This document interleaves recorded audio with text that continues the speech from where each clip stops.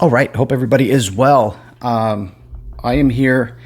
Just got done watching the Joe Rogan Kanye West interview, and man, did it not disappoint. Something that I've been anticipating for a while. So I was expecting to for a letdown, with such high anticipation, but it was 3 hours of a symphony in a sense. And not that I agree with everything that Kanye said, but I think it's silly to judge someone as to by whether or not you agree with everything that he says. So I'm going to try to root some of his ideas here.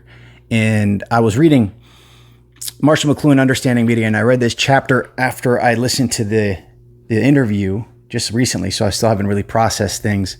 And it seemed to me that some parallels I was drawing as Marshall McLuhan was essentially kind of anticipating or intimating, predicting, prophesizing Kanye West in the way that he was talking about how artists are the ones that situate our senses as we are being continuously impacted by new technologies, electronic technologies that disorient our senses and our sense-making abilities. And it was just, so I'm going to read a little bit here from you. And I'm going to read from chapter 7. It's from the book Understanding Media, The Extensions of Man.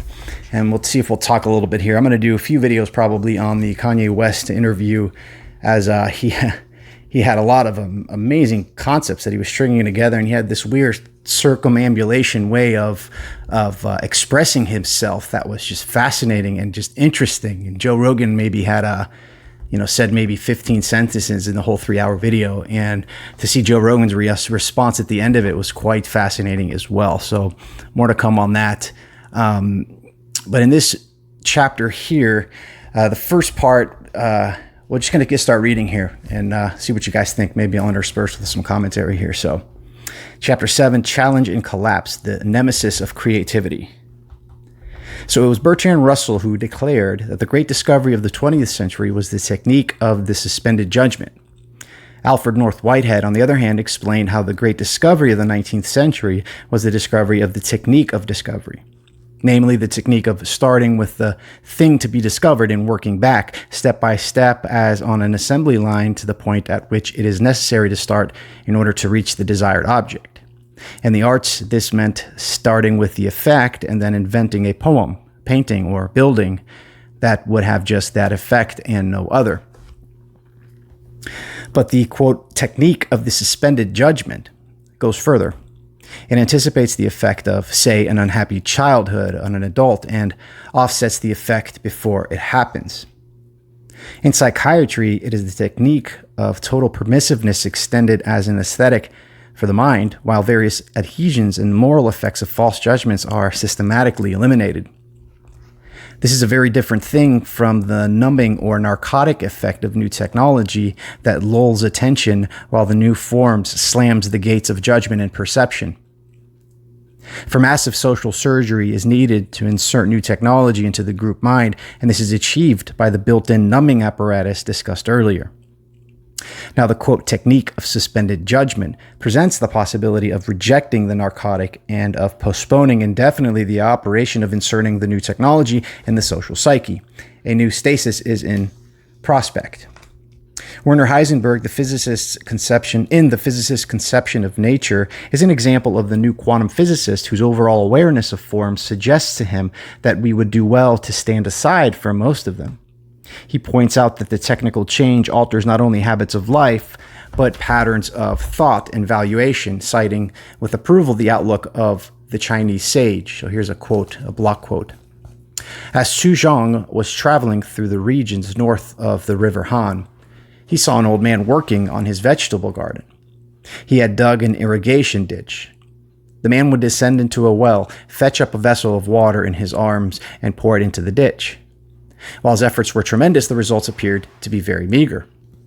Xu Zhang said, quote, there is a way whereby you can irrigate 100 ditches in one day and whereby you can do much with little effort. Would you not like to hear of it? Then the gardener stood up, looked at him, and said, and what would that be? Xu Zhang replied, quote, you take a wooden lever, weight it at the back and light in front. In this way, you can bring up water so quickly that it gushes out. This is called a draw well. Then anger rose up in the old man's face, and he said, quote, "I've heard my teacher say that whoever uses machines does all his work like a machine. He who does his work like a machine grows a heart like a machine, and he who carries the heart of a machine in his breast loses his simplicity. He who has lost his simplicity becomes unsure in the strivings of his soul. Uncertainty in the strivings of his soul is something which does not agree with an honest sense. It is not that I do not know of such things. I am ashamed to use them." Close quote. Perhaps the most interesting point about this anecdote is that it appeals to a modern physicist. It would not have appealed to Newton or to Adam Smith, for they were great experts and advocates of the fragmentary and specialist approaches. It is by means quite in accord with the outlook of the Chinese sage that Hans Sale works at his quote unquote stress idea of illness. In the 1920s, he had been baffled at why physicians have seemed to concentrate on the recognition of individual diseases and specific remedies for such isolated causes, while never paying attention to the, quote, syndrome of just being sick. Those who are concerned with the program, quote unquote, content of media and not with the medium proper appear to be in the position of the physicians who ignore the syndrome of just being sick. Hans Sale, in tackling a total inclusive approach to the field of sickness, began what Adolf Jonas has continued in irritation and counter-irritation, namely a quest for the response to injury as such, or to novel impact of any kind. Today we have anesthetics that enable us to perform the most frightful physical operations on one another. The new media and technologies by which we amplify and extend ourselves constitute huge collective surgery carried out on the social body with complete disregard for antiseptics. If the operations are needed, the inevitability of infecting the whole system during the operation has to be considered. For in operating on society with a new technology, it is not the incised area that is most effective. The area of impact and incision is numb. It is the entire system that is changed. The effect of radio is visual. The effect of the photo is auditory. Each new impact shifts the ratios among all the senses. What we seek today is either a means of controlling these shifts in the sense ratios of the psychic and social outlook, or a means of avoiding them altogether. To have a disease without its symptoms is to be immune. That's an interesting statement here in 2020. To have a disease without its symptoms is to be immune. No society has ever known enough about its actions to have developed immunity to its new extensions or technologies. Today, we have begun to sense that art may be able to provide such immunity.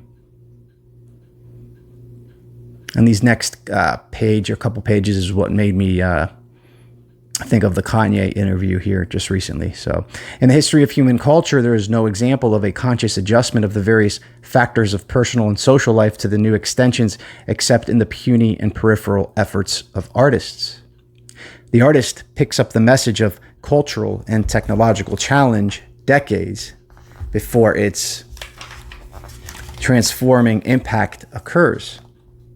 He then builds models or Noah's Arks for facing the change that is at hand. Quote, "The War of 1870 need never have been fought had people read my sentimental education," said Gustav Flaubert. It is this aspect of new art that Kenneth Galbraith recommends to the careful study of businessmen who want to stay in business. For in the electric age, there is no longer any sense in talking about the artists being ahead of his time. Our technology is also ahead of its time, if we reckon by the ability to recognize it for what it is.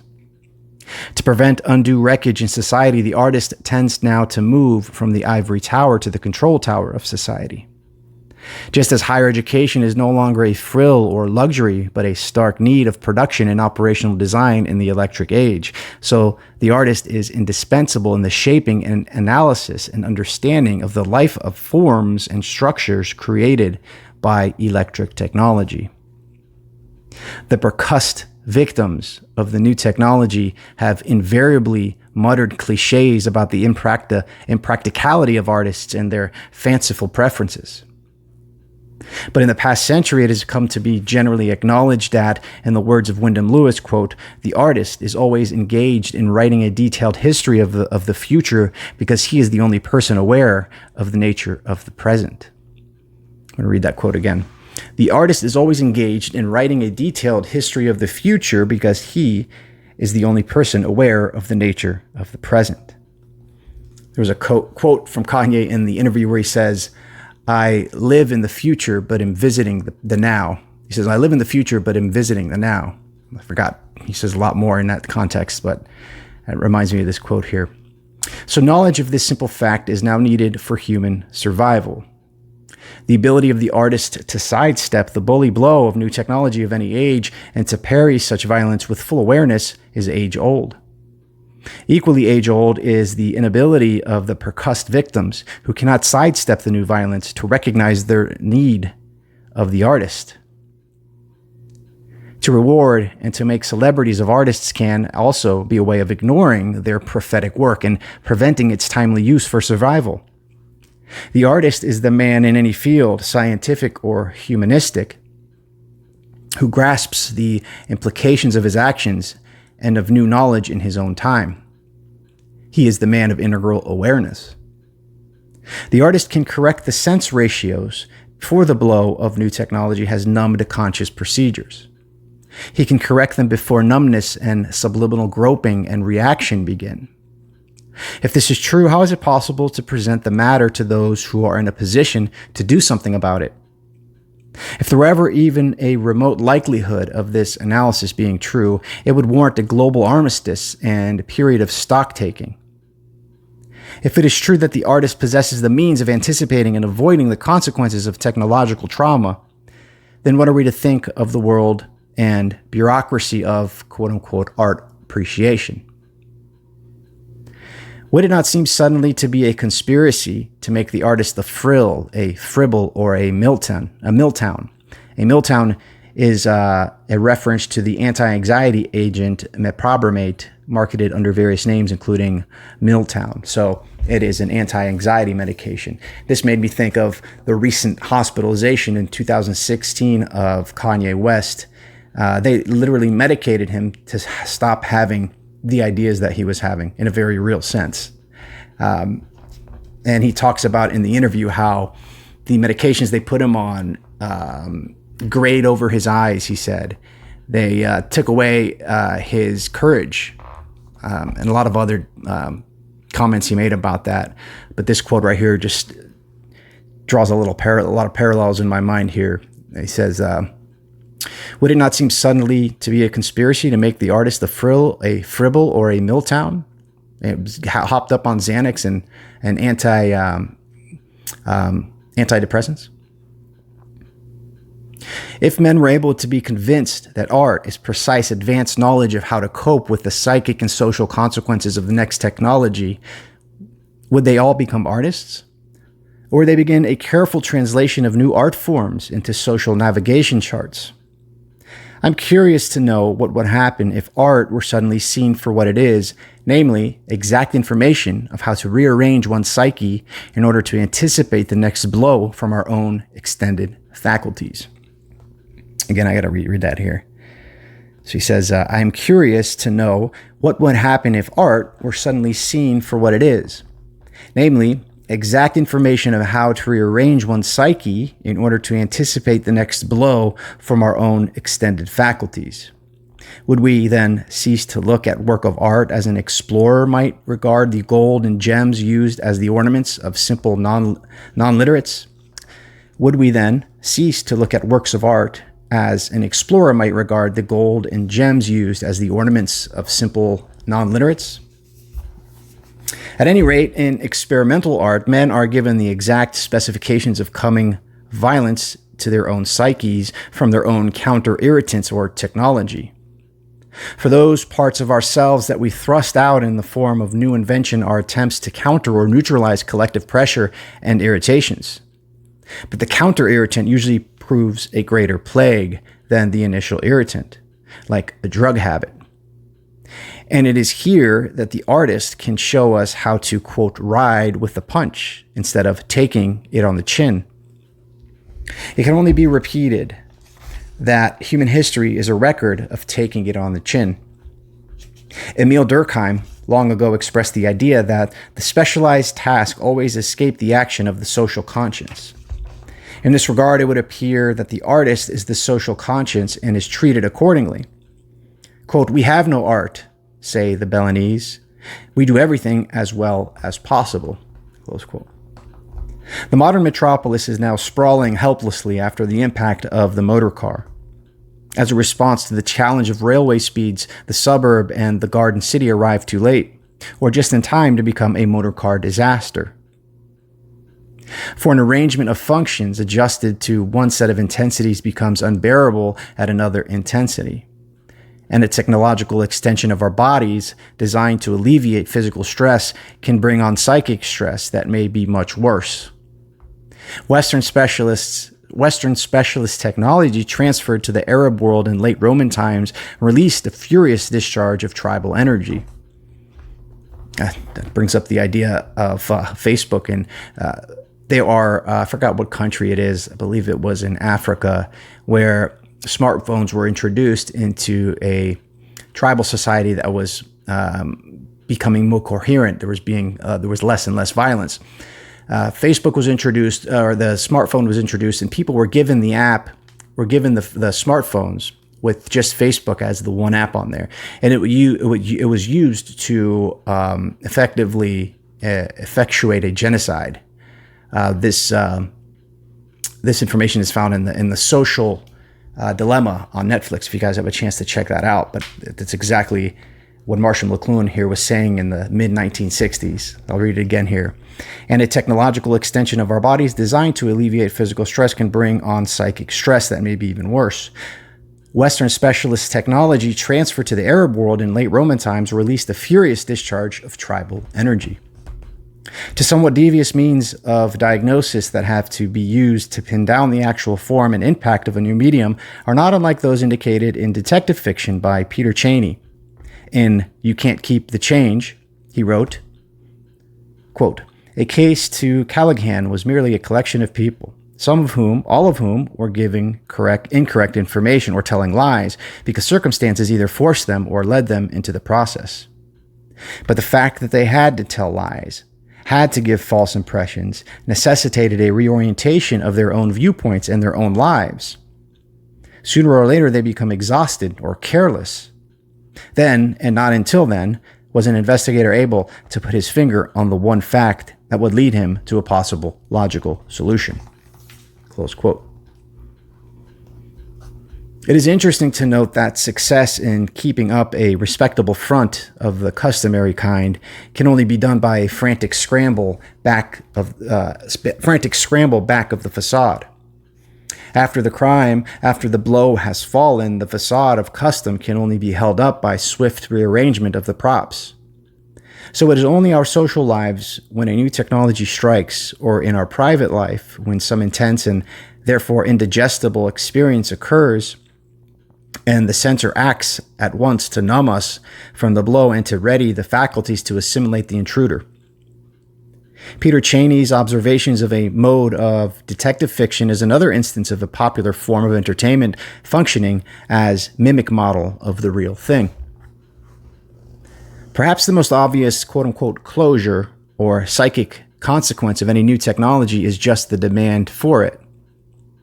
Nobody wants a motor car till there are motor cars, and nobody is interested in TV until there are TV programs.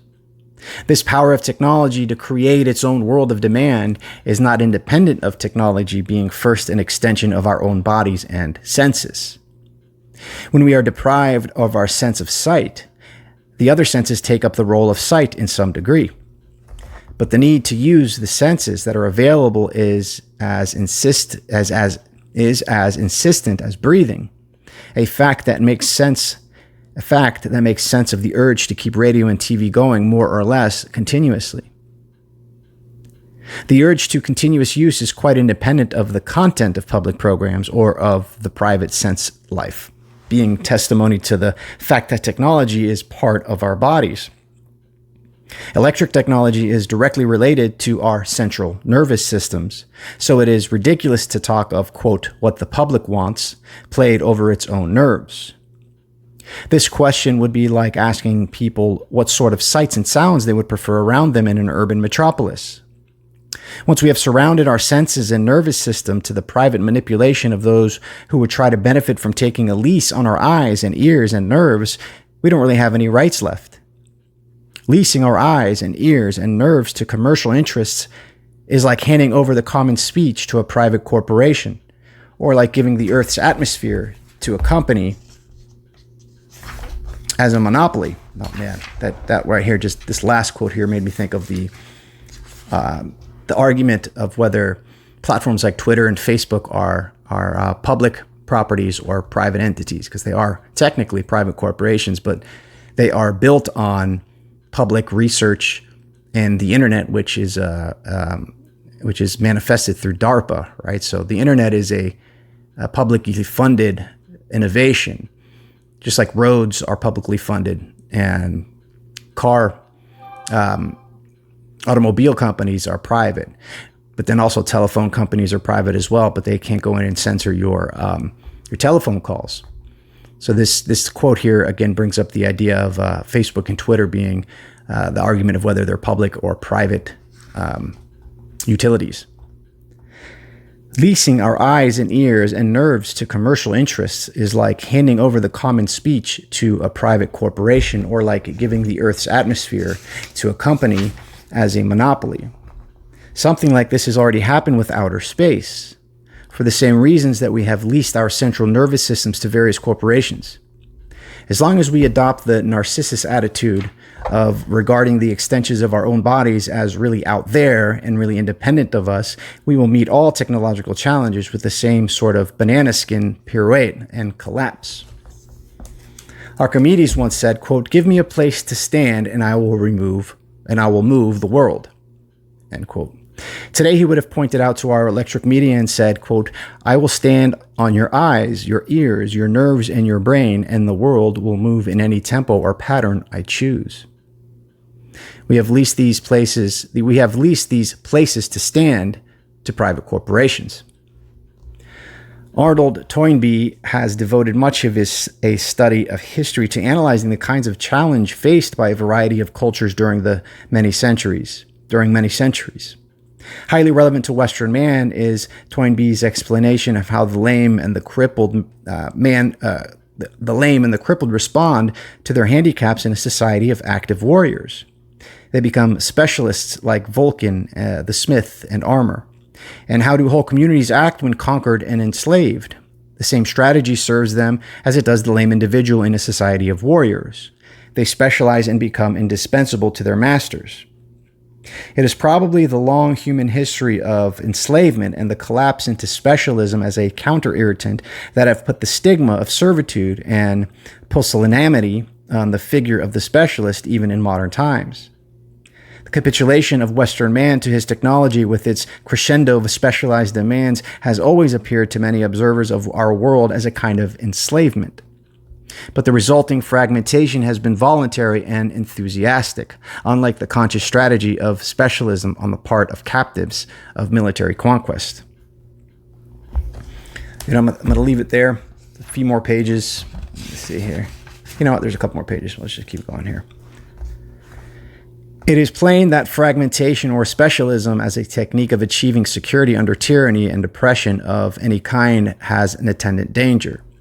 Perfect adaptation to any environment is achieved by a total channeling of energies and vital force that amounts to a kind of static terminus for a creature.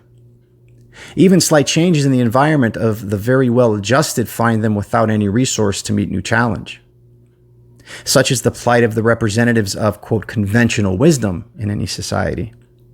Their entire stake of security and status is in a single form of acquired knowledge, so that innovation is, for them, not novelty, but annihilation. A related form of challenge that has always faced cultures is the simple fact of a frontier or wall on the other side of which exists another kind of society. Mere existence side by side of any two forms of organization generates a great deal of tension. Such, indeed, has been the principle of symbolist artistic structures in the past century. Toynbee observes that the challenge of a civilization set side by side with a tribal society has over and over demonstrated that the simpler society finds its integral economy and institutions, quote unquote, disintegrated by a rain of psychic energy generated by the civilization of the more complex culture. When two societies exist side by side, the psychic challenge of the more complex one acts as an explosive release of energy in a simpler one. For prolific evidence of this kind of problem, it is not necessary to look beyond the life of the teenager lived daily in the midst of a complex urban center. As the barbarian was driven to furious restlessness by the civilized contact collapsing into mass migration, so the teenager compelled to share the life of a city that cannot accept him as an adult collapses into rebellion without a cause. Holy smokes. This made me think of the young men and women that live in cities that are burning down buildings for reasons that they can't understand. Unemployed men and women that are living in cities that they have no sense of ownership in. All right, I'm going to read that quote again and think of it in light of those of Antifa folks in areas like Portland and Seattle and Los Angeles, New York. It says, as the barbarian was driven to furious restlessness by the civilized contact collapsing into mass migration, so the teenager, compelled to share the life of a city that cannot accept him as an adult, collapses into rebellion without a cause. Earlier, the adolescent had been provided with a rain check. He was prepared to wait it out. But since TV, the drive to participation has ended adolescence, and every American home has its Berlin Wall. He says, is another area, every person has his own Berlin Wall. Every person is a Berlin Wall. Toynbee is very generous in providing examples of widely varied challenge to collapse, and is especially apt in pointing to the frequent and futile resort to futurism and archaism as strategies of encountering radical change, like anarchism or anarchy. But to point back to the day of the horse, or to look forward to the coming of anti-gravitational vehicles, is not an adequate response to the challenge of the motor car. Yet these two uniform ways of backward and forward looking are habitual ways of avoiding the discontinuities of present experience with their demand for sensitive inspection and appraisal.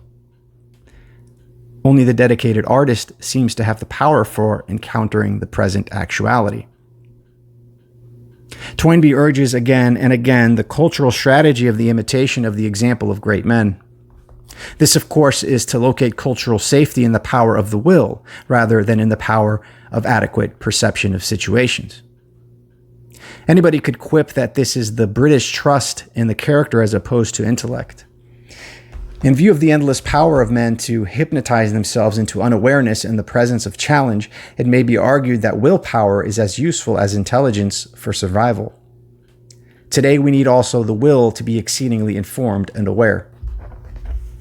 Arnold Toynbee gives an example of Renaissance technology being effectively encountered and creatively controlled when he shows how the revival of the decentralized medieval parliament saved English society from the monopoly of centralism that seized the continent. Lewis Mumford in The City and History tells the strange tale of how the New England town was able to carry out the pattern of the medieval ideal city because it was able to dispense with walls and to mix town and country. When the technology of a time is powerfully thrusting in one direction, wisdom may well call for a countervailing thrust. The implosion of electric energy in our century cannot be met by explosion or expansion, but it can be met by decentralism and the flexibility of multiple small centers. For example, the rush of students into our universities is not explosion, but implosion. And the needful strategy to encounter this force is not to enlarge the university, but to create numerous groups of autonomous colleges in place of our centralized university plant that grew up on the lines of European government and 19th century industry. In the same way, the excessive tactile effects of the TV image cannot be met by mere program changes. Imaginative strategy based on adequate diagnosis would prescribe a corresponding depth or structural approach to the existing literary and visual world. If we persist in a conventional approach to those developments, our traditional culture will be swept aside as scholasticism was in the 16th century. Had the schoolmen, with their complex oral culture, understood the Gutenberg technology, they could have created a new synthesis of written and oral education instead of bowing out of the picture and allowing the merely visual page to take over the educational enterprise. Wow. The oral schoolmen did not meet the new visual challenge of print, and the resulting expansion or explosion of Gutenberg technology was in many respects an impoverishment of the culture, as historians like Mumford are now beginning to explain. Arnold Toynbee, in a study of history and considering, quote, the nature of growths of civilization, not only abandons the concept of enlargement as a criterion of real growth of society, but states, quote, more often geographical expansion is a concomitant of real decline and coincides with a time of troubles or universal state, both of them stages of decline and disintegration, close quote. Toynbee expounds the principle that times of trouble or rapid change produce militarism, and it is militarism that produces empire and expansion. The old Greek myth, which taught that the alphabet produces militarism, quote, King Cadmus sowed the dragon's teeth and they sprang up armored men, close quote, really goes much deeper than Toynbee's story. In fact, militarism is just vague description, not analysis of causality at all. Militarism is a kind of visual organization of social energies that is both specialist and explosive, so that it is merely repetitive to say, as Toynbee does, that it both creates large empires and causes social breakdown. But militarism is a form of industrialism, or the concentration of large amounts of homogenized energies into a few kinds of production. The Roman soldier who was a man with a spade. He was an expert workman and builder who processed and packaged the resources of many societies and sent them home. Before machinery, the only massive workforces available for processing material were soldiers or slaves. As the Greek myth of Cadmus points out, the phonetic alphabet was the greatest processor of men for homogenized military life that was known to antiquity. The age of Greek society that Herodotus acknowledges to have been, quote, overwhelmed by more troubles than in the 20 preceding generations was the time that our literary retrospect appears as one of the greatest of human centuries. It was Macaulay who remarked that it was not pleasant to live in times about which it was exciting to read. The succeeding age of Alexander saw Hellenism expand into Asia and prepare the course of the later Roman expansion. These, however, were the very centuries in which Greek civilization obviously fell apart. Toynbee points to the strange falsification of history by archaeology, insofar as the survival of many material objects of the past does not indicate the quality of ordinary life and experience at any particular time. Continuous technical improvement in the means of warfare occurs over the entire period of Hellenic and Roman decline. Toynbee checks out his hypothesis by testing it with the developments in Greek agriculture. When the enterprise of Solon weaned the Greeks from mixed farming to a program of specialized products for export, there were happy consequences and glorious manifestation of energy in Greek life. When the next phase of the same specialist stress involved much reliance on slave labor, there was spectacular increase of production. But the armies of technological specialized slaves working the land blighted the social existence of the independent yeomen and small farmers, and led to the strange world of the Roman towns and cities crowded with rootless parasites. To a much greater degree than Roman slavery, the specialism of mechanized industry and market organization has faced Western man with the challenge of manufacture by manufacture, or the tackling of all things in operations one bit at a time. This is the challenge that has permeated all aspects of our lives and enabled us to expand so triumphantly in all directions and in all spheres. Thanks for listening.